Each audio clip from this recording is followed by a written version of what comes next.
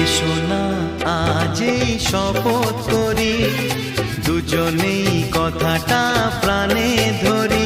কোনোদিন কাউকে এই মন তোমাকে ছাড়া ভালোবাসবে না।